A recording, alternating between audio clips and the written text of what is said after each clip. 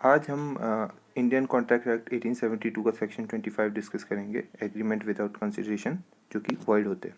तो ये एक लीगल मैक्सिम पे बेस्ड है, जो है एक्स नूडो पैक्टो नॉन ऑरिटर एक्शियो। इसका मतलब होता है agreement without consideration is void, यानी कोई भी एग्रीमेंट बिना किसी कंसिडरेशन के होगा वो वॉइड होगा, यही सेक्शन 25 कहता है। अब कंसिडरेशन क्या है, वो सेक्शन 2D के अंदर डिफाइन करी हुई है। क्या है, इधर सेक्शन 2D लिखना भूल गया मैं, तो इसमें आप करेक्ट कर लेना। सेक्शन 2D के अंदर कंसिडरेशन डिफाइन कर रखी है। ये डेफिनेशन है, इसको एज इट इज याद करनी है। आइए साथ मिलकर डेफिनेशन पढ़ते हैं। When at the desire of the promisor the promisee or any other person has done or abstain from doing or does or abstain from doing or promises to do or abstain from doing something, such act or abstinence or promise is called a consideration for the promise। क्या मतलब हुआ इसका कि अगर कुछ भी चीज़ आप कोई करना चाहते हो, उसके बदले आप किसी टाइप का प्रतिफल लेते हैं, चाहे वो किसी कार्य को करने के लिए होता है या फिर किसी कार्य को ना करने के लिए होता है, तो उसके बदले आप जो भी लेते हैं, जो प्रतिफल लेते हैं, उसी को कंसिडरेशन कहते हैं। तो कंसिडरेशन को हिंदी में प्रतिफल कहते हैं। देखिए, 2 एग्जाम्पल दे रखे हैं कि ए प्रॉमिस करता है बिना किसी कंसिडरेशन के कि 1000 रुपये देगा, तो ये एग्रीमेंट कैसा हो जाएगा, वॉइड हो जाएगा। ठीक है, ये किसी टाइप का इसमें मतलब कंसिडरेशन है ही नहीं, तो ये कोई एग्रीमेंट भी नहीं है। सेकेंड एग्जाम्पल है कि A agree to sell his house for ₹50,000 to B. A promise the consideration is ₹50,000, for B promise the consideration is house. देखिए, ए 50,000 में अपना मकान बेच रहा है बी को, तो ए के लिए 50,000 कंसिडरेशन और बी के लिए ए का मकान कंसिडरेशन है। दोनों को कुछ ना कुछ मिल रहा है, तो यही कंसिडरेशन इसमें होता है। अब देखिए, consideration must be clear, specific and not illusory. मतलब कंसिडरेशन ऐसा एकदम स्पेसिफिक होना चाहिए, इल्यूजनरी नहीं होना चाहिए। मैं तुमको दे दूंगा, अब ये दे दूंगा का मतलब कुछ नहीं होता, मतलब ये कैसा स्पेसिफिक नहीं है। ठीक है, क्लियर नहीं है कि आप कितना देंगे, तो it must be clear, specific and not illusionary. The rule is no consideration no contract. अगर कोई कंसिडरेशन नहीं है तो कोई कॉन्ट्रैक्ट भी नहीं है। The consideration may be inadequate if the parties agree. अगर मान लीजिए मेरा कोई मकान है, उस मकान की किराया जो है 10,000 चल रहा है, एक कमरा है जो 10,000 रुपये किराया उसका चल रहा है। अब मैं चाहता हूँ उसको 1,000 रुपये में देना चाहूँ, सामने वाला पार्टी है, मेरा दोस्त है, वो कह रहा है भाई 1,000 रुपये में दे दे, मैं 1,000 रुपये में देने को तैयार हूँ। तो कंसिडरेशन भले ही इनएडिक्वेट है, पर पार्टी एग्री करती है, तो वैसा कंसिडरेशन क्या होगा, वैलिड होगा। अब consideration should not be illegal, immoral or oppose to public policy. Very clear है, कोई समझने वाली बात नहीं है इसमें कि कंसिडरेशन जो है इलीगल, अगर इमोरल या अपोज टू पब्लिक पॉलिसी होगी तो वो कंसिडरेशन भी वैलिड नहीं होगा। सेकंड पॉइंट पे आ जाइए। The basis of all contractual obligation is consideration, and without consideration the contract become void and unenforceable in the court. मतलब कि अगर आपने कॉन्ट्रैक्चुअल ऑब्लिगेशन को करवाना है तो उसके लिए कंसिडरेशन देना ही ज़रूरी है। बिना किसी कंसिडरेशन के आप अपने कोर्ट में किसी भी टाइप को एनफोर्स नहीं करा सकते। ठीक है, आपने कुछ कंसिडरेशन नहीं लिया और उसको आप एनफोर्स नहीं करा सकते। अगर मैंने आपको 1,000 रुपये दे दिया और बदले में कुछ आपने मुझे नहीं दिया, तो मैं ये कोर्ट में जाके नहीं कह सकता कि भाई आप इसका, क्योंकि वो वॉइड है, सिंपल कॉन्ट्रैक्ट ही नहीं हुआ, तो उसको एनफोर्स कैसे करा सकते हो। ठीक है, नेक्स्ट आ जाता है। Section 24 provide certain exception. तो क्या सारे में ही ऐसा होगा, नहीं, 3 एक्सेप्शन भी है। तीनों एक्सेप्शन को हम एग्जाम्पल के साथ पढ़ेंगे।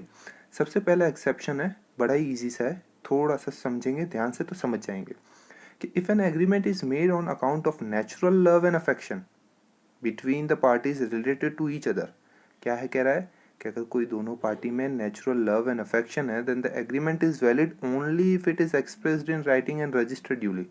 ठीक है, नेचुरल लव एंड अफेक्शन होता है, मान लीजिए मेरे पिताजी है, वो मेरे को कहता है कि बेटा पढ़ेगा तो बाइक मिलेगी। ठीक है, पढ़ेगा, या फिर मान लीजिए पढ़ेगा नहीं, उन्होंने मेरे को ऐसे ही कह दिया कि ले बेटा ये तेरी मनपसंद की बाइक तेरे को ला के दे दी, मेरे पिताजी ने मेरे को ला के दे दी। क्या मैंने पिताजी को बदले में कोई प्रतिफल दिया, क्या मैंने उनके लिए कुछ कार्य किया, नहीं किया ना। तो ये मेरे पिताजी ने मुझे किस लिए दिया, out of natural love and affection. तो दैट इज इसका एक एग्जाम्पल देखिए। A, for a natural love and affection, to give his son ₹5,000, duly executed a document, gifted and registered it. This is contract. ठीक है, अगर कोई पिता अपने पुत्र को या फिर पिता अपनी पुत्री को कुछ भी चीज़ देते तो that is out of natural love and affection. तो उसमें कंसिडरेशन की ज़रूरत नहीं है. That is the exception 1 of section 25. Section 25 का सेकेंड एक्सेप्शन है, वो कहता है compensation for voluntary service done by one person to another. In such a case, promise to compensate wholly or in part for service done is contract valid and enforceable. क्या कह रहा है कि अगर कोई सर्विस आपने रेंडर करी हुई है, ठीक है, पास्ट में या फिर प्रेजेंट में, तो उसके लिए भी आप कर सकते हैं. जैसे क्या है, A support B infant son, B promise to pay. इसमें क्या कह रहा है, ए नाम का एक व्यक्ति है, वो बी नाम के व्यक्ति को, ए यानी आशीष, बी यानी भुवनेश, तो ए आशीष जो है वो भुवनेश के बच्चे को पाल रहा पोस रहा है. तो भुवनेश क्या कहता है कि भाई आशीष, आपके जो भी खर्चा हुआ है उसको मैं लौटा दूंगा. तो क्या हो गया इसका एक्सेप्शन. वापस से इसका पॉइंट पढ़िए कि compensation for voluntarily service done by one person to another. Voluntarily service, एक सर्विस कर दी है, ठीक है, उसका आपने पैसा दिया. तो that is exception number 2. Exception number 3 पे आ जाते हैं कि ए प्रॉमिस टू पे a time barred debt is valid if it is made in writing and signed by the debtor. क्या लिखा है, a promise to pay time barred debt. ठीक है, एग्जांपल से समझिए. टाइम बार्ड डेब्ट ये हो गया कि भाई पीछे आपने भूतकाल में आपने इनको पास्ट में कुछ पैसा दिया था, now it's time to repay. ठीक है, तो that also amounts to exception.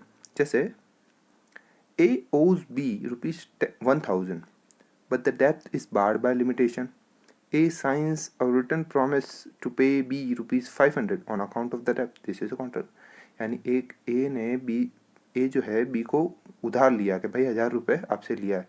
अब लिमिटेशन का वक्त होता है 3 साल गुजर गए, A ने पैसा लौटाया नहीं. अब A चाहता तो कुछ भी कह देता कि जाओ मैं कुछ नहीं दे रहा, पर दोस्ती के खातिर उसने क्या कर दिया, लिख के दे दिया कि भाई ठीक है, मैं आपको अपना 1000 में से 500 तो लौटा ही दूंगा. ठीक है, तो अब कुछ किसी टाइप का कंसिडरेशन यहाँ नहीं हुआ अगर देखा जाए तो, क्योंकि लिमिटेशन से ऑलरेडी वो पास्ट एक्ट तो उनका बाढ़ हो गया.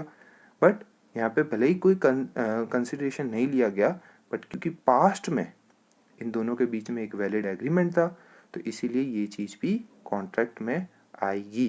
देखिए, अब कुछ सम अदर इम्पोर्टेंट पॉइंट्स पे आ जाते हैं. क्या है ये, according to English law past consideration is no consideration at all. तो यानी जो ये इंग्लिश लॉ है, ये थर्ड एक्सेप्शन है, इसको पूर्णतः मना कर देता कि भाई ये तो कोई पॉइंट ही नहीं है, मतलब ये कोई कंसिडरेशन ही नहीं है.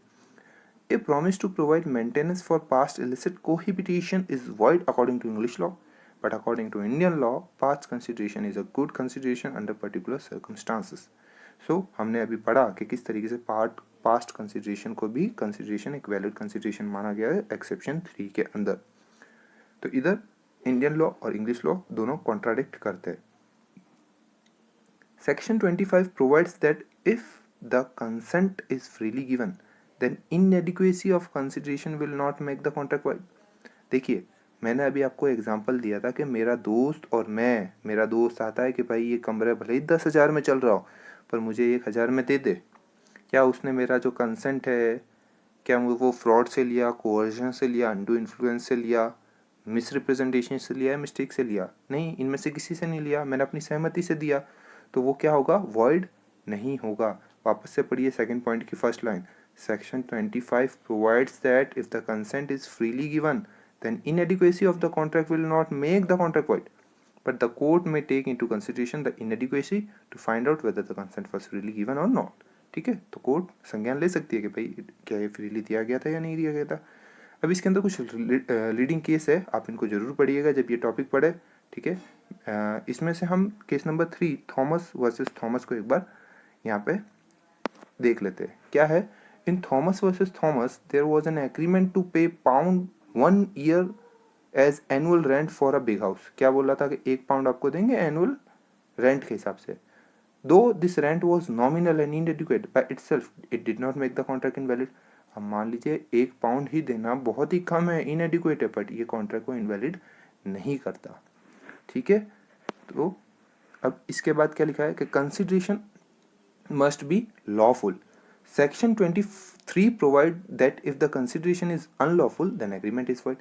भाई मैंने कंसिडरेशन के बदले आपने जैसे ही मांगा कि भाई मैं आपको 1,000 रुपये, चलिए मेरा दोस्त आता है कि ठीक है भाई आपके और हमारे बीच में एग्रीमेंट हो गया था रेंट का, तो दैट वाज वैलिड, भले ही मैंने इनएडिक्वेट लिया 1,000 रुपये उससे लिया, but it was इनएडिक्वेट।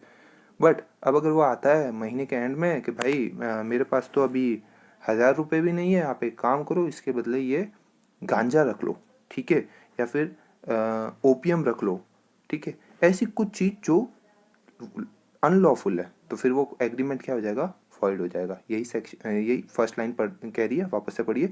Section 23 provides that if the consideration is unlawful and the agreement is void, so it is unlawful when it is forbidden by law, or it is of such a nature that if permitted would defeat the provision of any law, or is fraudulent or involves injury to a person or property, or when the court regards the transaction as immoral or opposed to public policy।